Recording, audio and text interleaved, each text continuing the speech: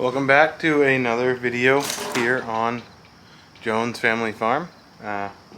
Today we are actually getting ready for some deliveries, but I need to empty out the box truck first. Let the camera focus. I need to empty out the box truck first. And I got something in front of me that was a first. I had to essentially fire one of my locations. Biggest thing is that I take away from it is do not let somebody else tell you how to run your business. I mean, I feel like that's probably general knowledge, but don't let somebody tell you how to do your pricing. Don't let somebody else, especially when you're at a convenience store or anything else, tell you how to run your business, control your pricing, and just generally think that they have control over how you operate. I do these stands so that I have control over how my product is presented. I have control over my pricing. I offer these stands as a promotional item, built custom to each store. This one I had multiple times had to go and make it shorter, make it lower, make it fit in an area where I did not think was a high traffic area, and I was right. It was not. It was a very low traffic area. In the 6 months that this stand was out, I think I refilled it twice, maybe. And the whole time they were buying competitors' products and putting it in my stand, and I called them out on it. And very clearly, I have stated from day one that these stands are for my product and my product only. If you put somebody else's product in it, I'll pull the stand. I have no problem doing that. And that's what happened here. So I'll show you the stand. This is a stand I had to pull out. Initially, it was 6 feet or 5 feet tall.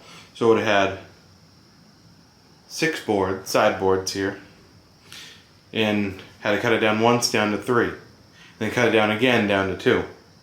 Then we had to shorten it a few feet to fit in whatever area, the area that they wanted it in. But it didn't work out so well for them. When I went to refill it the last time, it had a bunch of my competitors' bundles in it, and that's not how it flies in the retail world. It's not what I build these for. You agree? When I put one of these stands in, and this one is tattered, and it was mangled quite a few times to fit the area that they wanted it to fit in. They had to do a lot of work to it, so it doesn't look the best. And it was out for about 6 months. But that's a little bit of a story time for today. Made these very nice signs, display sign, so they can obviously display the price. And they never filled it out, which is not good. I offered to fill it out many times. It defeats the purpose of having it there. Customer still comes in and asks, "Hey, how much is a bundle?" That's what I made these for, and spent all this money on these signs, so you didn't have that pain point. You could see it from 30 feet away, 40 feet away when you're at the gas pump, when you're driving by, whatever it is, you could see exactly what the price was. So they just weren't using it to the full extent. But that's the stand. So I'm gonna go ahead and get this taken out of here. Gonna sweep out or leaf blow out the box truck, because it accumulates all this little trash and stuff like that, all the wood scrap. And we're gonna go ahead and get it all loaded back up and get out for another delivery tomorrow. But I just want to share this quick little story on why this stand is here. This is the first that I've had to pull a stand away for reasons of that they were breaking the agreement that we came to from the very beginning. But I'm gonna go ahead and get back to work, get this pulled away, wrap a bunch more bundles, and check back in when the truck's all loaded.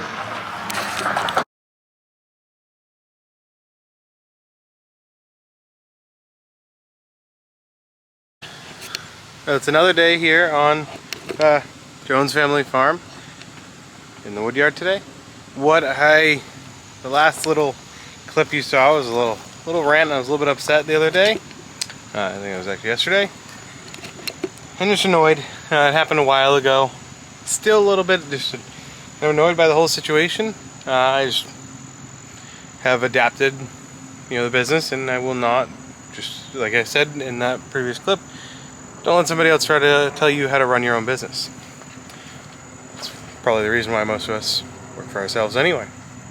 But what I'm going to be doing today is working on the Cord King, the new processor. While I do love this 16-way wedge and it works phenomenally, I'm going to be changing out to the repeater. Go ahead and make a big run of more of my smaller bundle wood. So let's go ahead and get that all done. So here on the Cord King M18-20, to swap out the wedge, it's actually pretty simple. I have the auto stop function, and there's a 16-way wedge, but what we have to do, pull these two bolts out right here, which I may replace those with some quick pins, like hitch pins, we'll see. But pull those two out, slide this whole piece, slide it back all the way, and then just put a sling on, lift this wedge out, put the new wedge in, and then attach the bar, the pullback arm, to where you can see that little piece of round tube off to the side of the splitter plate. So let's go ahead and get that done.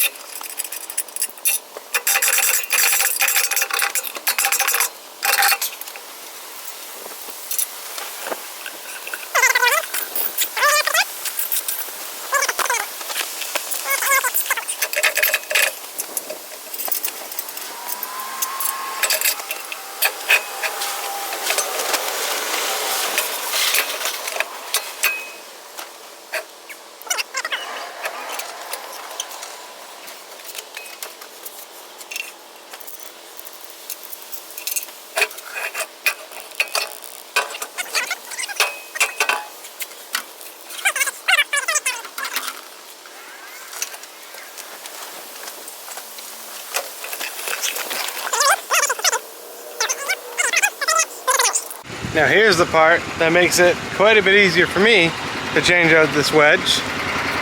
This guy right here. My KMX log trailer. Nice big grapple right there. I'll be able to change out this wedge, no problem. So I'll put you here and you can watch. Well, the camera shut off, not sure why. There's the heat, or bouncing around directly in the sun or what, but it's in there. If you can say one thing about the Cord King equipment, besides being awesome, it is that everything is built extremely heavy duty. This trailer, I was actually just looking over the manual, it says it weighs about 5,000 pounds as it sits. So that is a pretty beefy, stout little unit there. So there it is. There's a repeater wedge. I got to go ahead and get the pullback arm put on. We'll go ahead and get the tent put back up over it and get it going. All right. So I have most of it, pretty much everything all back together. It is very simple, actually. You can see this. This is two pieces. Here's the pullback block. This whole assembly here, and then this arm right here is the second piece that goes onto that little tube. You can see up there. It comes off the block. There's a bolt that holds it on, but other than that, it's kind of all just, I mean, it's extremely heavy, so it doesn't just flop around, but it just sits there. So, let's go ahead and get the auto stop back on, and we will get it running after that.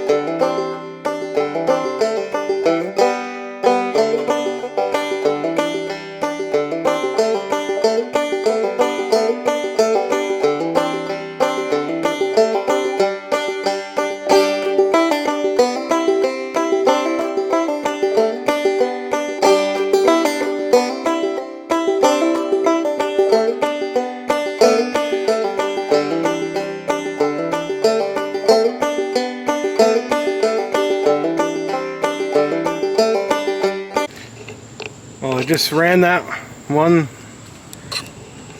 deck of logs. I gotta make sure to shut off the auto split. But I don't know about you, that is what I call completely effortless, perfect bundle wood. I mean, look at that piece. That's what comes out of this wedge. You can see right there. This repeater wedge, kind of laughing, you know, that it is completely effortless. Well, let's go look at the end of the conveyor and see what came off. Show you just a little bit. Look at this pile. This is what's coming off. Most people would call this kindling, but that is perfect bundle wood for me. You know, that's what's coming off of this. Perfect size bundle wood. And you have the best of both worlds. Oop, with that repeater wedge, you can have both cut. So you can raise it up a bit and get normal size firewood, or you can suck it down, get some kindling, we'll run it, you know, I'm running it a little bit up, like an inch or two up, and I'm getting these perfect, absolutely perfect pieces of bundle wood. Yeah, that is completely effortless bundle wood. Now I was maxing out what this thing will take. Those pines were all of 20-21 inches in diameter, and maybe able to see it in frame a little bit, but it was not exactly completely cutting through because they're probably 21, you know, plus inches, 22-inch diameters. So I had to kind of jiggle the log feed back and forth to get it to snap off. You know, that little tiny bit that it wouldn't exactly cut. But yeah, that is completely effortless bundle wood. In that one deck, I had overran at least a cord through just then in 30 minutes. Probably 30 minutes of runtime. Looking at the hour meter. Yeah, about 30 minutes. It's up to from 0.4 to 0.8. So I'd say it's roughly 30 minutes, 40 minutes. Yeah, but that's going to be it for today. Just completely effortless bundle wood in the Cord King 18-20 with the repeater wedge. I will be running this quite a bit more. Next, I have a helper coming in tomorrow. Gonna stack this entire pile, and then I'm gonna get back to splitting into dump trailers. So thanks for watching. I'll see you again soon.